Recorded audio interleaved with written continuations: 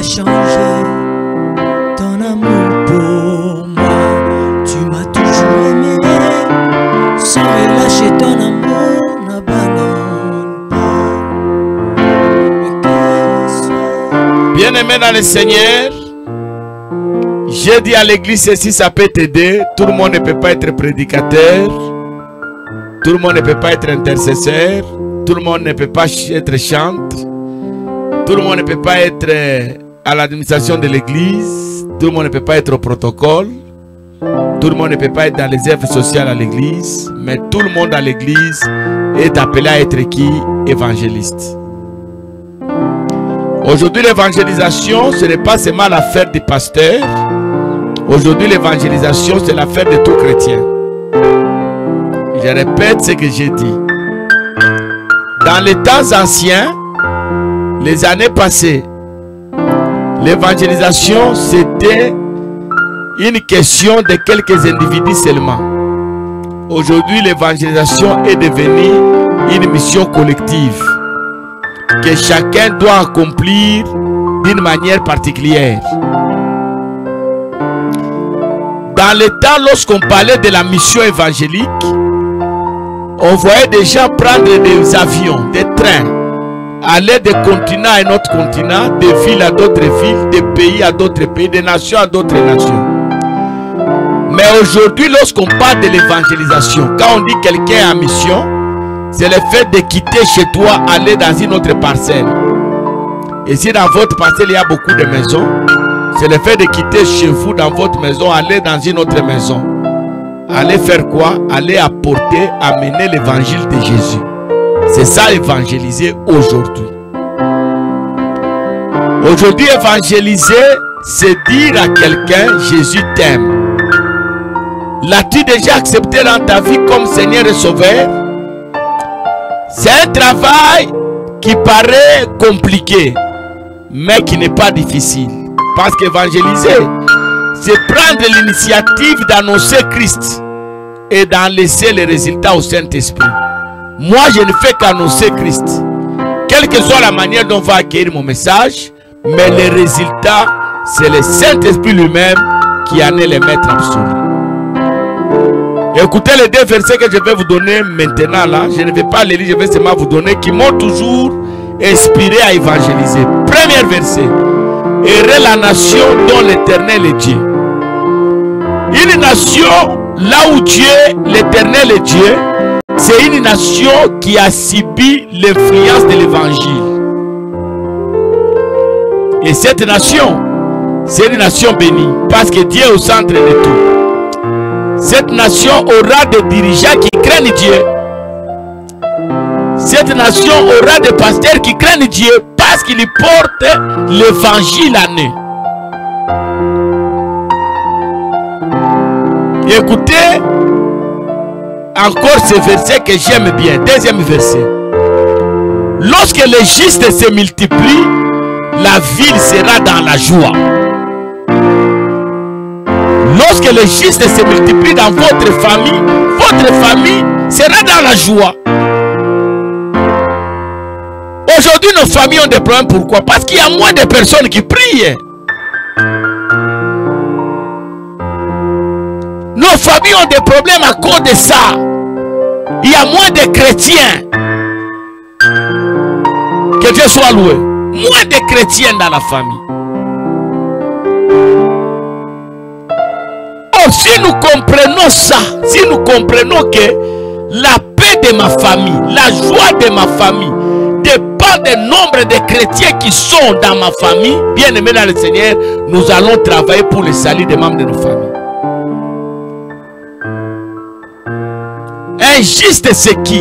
Un juste, c'est une personne qui vit conformément à la parole du Seigneur. C'est ça, un juste. Un juste, ce n'est pas la personne qui vient à l'église chaque dimanche, hein? Mais c'est une personne qui a placé l'évangile de Jésus au centre de tout. Cette personne ne respire que l'évangile, les saintes écritures. Quand il veut enterrer, c'est à la lumière de la parole. Quand il veut se marier, à la lumière de la parole. Il veut faire un choix à la lumière de la parole. Aujourd'hui, nous avons des chrétiens, il est à l'église chaque jour, mais s'il veut se marier, il se réfère à sa coutume. est juste. Un homme juste se réfère à la parole du Seigneur. Il se marie selon la parole. Il s'engage dans les affaires selon la parole. Quand on lui fait du mal, il réagit selon la parole. Maintenant, écoutez ce que je vais vous dire par rapport à ce sous-thème. La famille, c'est la source de l'église. À travers le monde que vous voyez, une église évangélique commence avec la famille. Aujourd'hui, nous arrive de nous étonner, ça nous étonne, bien aimé dans le Seigneur. Les gens ont renversé les choses. Papa est pasteur, ici les enfants prient ailleurs. Non! Papa est pasteur, sa femme consulte un autre pasteur. Il faut vous interroger. J'ai rencontré maman qui m'a toujours dit ceci. Son mari est même décédé. Me rappelait cette phrase chaque jour. Mon mari c'est un bon pasteur, mais un mauvais mari. Non, bien aimé dans le Seigneur. Vous ne pouvez pas être un bon pasteur et un mauvais mari. Parce que le pastoral que Dieu vous a donné, les gens vont d'abord le vivre au sein de votre famille. On ne peut pas vivre le pastoral en dehors. Vous êtes d'abord témoin chez vous à la maison. Vous portez les stigmates de Christ d'abord pour votre famille. Toutes les grandes églises que vous voyez, bien aimées dans le Seigneur, ont commencé par la famille. D'abord dans la famille, dans la maison. Tout quand on dit une cellule, les cellules c'est des églises de famille. J'ai commencé avec ma femme. Les enfants se sont associés à moi. Finalement, les voisins sont venus. J'ai commencé avec les voisins, c'est alors que ma femme est venue. Non, bien aimé dans le Seigneur. Nous commençons avec ma femme. Les enfants sont venus. Et puis les voisins sont arrivés. L'église grandit. Et le témoignage des hommes de Dieu, c'est la famille qui les donne en premier. Prenons des Rois, chapitre 4, le verset 9. Regardez comment la famille est importante. C'est l'histoire de la Sunamite que nous connaissons. Je prends le verset 9. Elle dit à son mari, cette femme-là, la Sunamite, la femme de distinction, voici, je sais que cet homme qui passe toujours chez nous, c'est un saint homme de Dieu. Aujourd'hui, beaucoup de pasteurs ont des problèmes parce que les familles qui les reçoivent dans leurs églises ne les agréent pas. Je l'ai dit quelque part, les gens viennent dans nos églises suivre les dons. Ils viennent dans nos églises suivre les miracles. Nous sommes les porteurs des miracles, nous sommes les porteurs des dons de Dieu, nous sommes les porteurs des œuvres de Dieu. J'ai l'argent, ils savent que s'ils viennent, le pasteur va me donner un peu d'argent, je vais commencer une activité économique. Les gens viennent comme ça. Ils viennent pour le pain, ils viennent pour le poisson. Mais l'homme de Dieu lui-même, on ne l'agrée pas. Mais cette femme, la Sunamite, il dit à son mari, je sais. Cette femme avait la révélation. Une famille qui n'a pas la révélation de l'homme de Dieu, c'est une famille maudite. Et je sais, bien-aimé, c'est la révélation qui va attirer le miracle. C'est la révélation qui va installer Dieu dans votre famille. Mon mari, je sais que cet homme qui passe chez nous, c'est vraiment un homme de Dieu. Qu'est-ce qu'on va faire? Faisons-lui une chambre haute. L'église commence dans la famille. L'église commence dans la famille. Est-ce que quelqu'un m'écoute? L'église commence où? L'église commence dans la famille. Est-ce que vous savez qu'il y a des gens, malgré leur responsabilité à l'église, le papa est apôtre, la maman est pasteur, ils n'ont jamais prié en famille. Il n'a jamais eu 30 minutes de dire à ses enfants, venez, on va prier avant de dormir. Vous savez ça? Mais il ne sait plus comment le comportement de ses enfants ne change pas. Les enfants ne m'écoutent pas. Les enfants ont une mauvaise vie. Qui n'a jamais eu le temps d'évangéliser les enfants à la maison. Vous avez la puissance de prêcher à l'église. Tu peux te tenir 3 heures du temps la chair en train de libérer la matière. Les gens sont sauvés. Les vies sont transformées. Bien aimé, mais dans ta famille, dans ta maison, rien ne change. Toi, tu n'as pas compris que l'église doit commencer avec ta famille.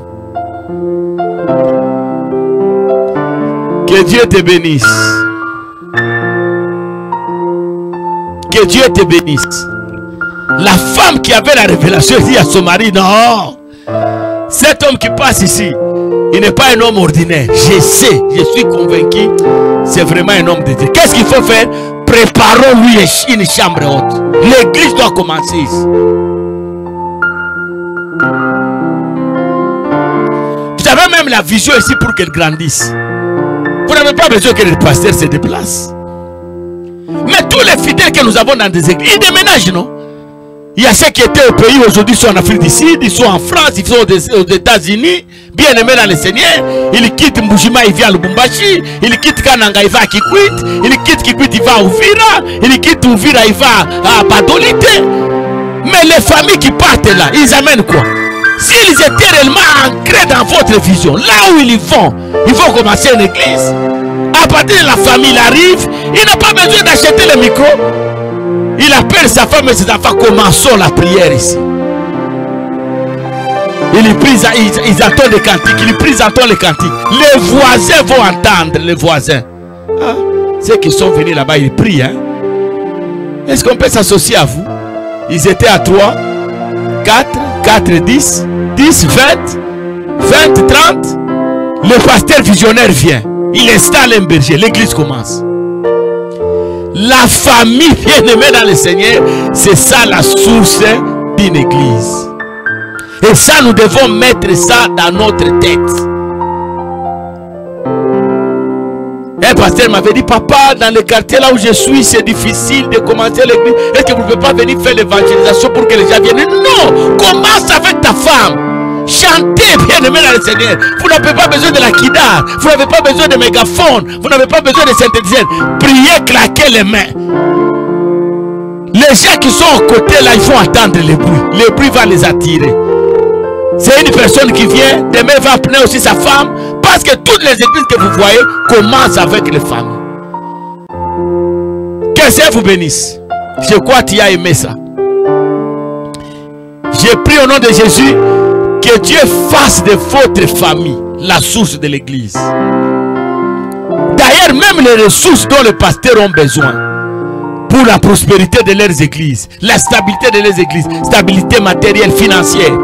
Mais ce sont les familles qui doivent doter ça. C'est les familles qui donnent. Ce n'est pas les individus, les familles. Vous savez pourquoi Ananias et Saphira sont morts? Parce qu'ils n'ont jamais compris que leur famille c'était la base de l'église. Ils n'ont pas trompé seulement aux hommes, ils ont trompé même à Dieu. C'est pourquoi choisissez une bonne femme. J'ai toujours dit, Ananias est mort parce que Saphira ne l'a pas conseillé. Quand vous avez une femme qui ne te conseille pas, la mort vous attend. Que Dieu vous bénisse et à la prochaine. N'oubliez pas d'aimer, n'oubliez pas de partager, n'oubliez pas de regarder nos vidéos, n'oubliez pas d'aimer notre chaîne. Au nom de Jésus, avec action de grâce, nous disons Amen.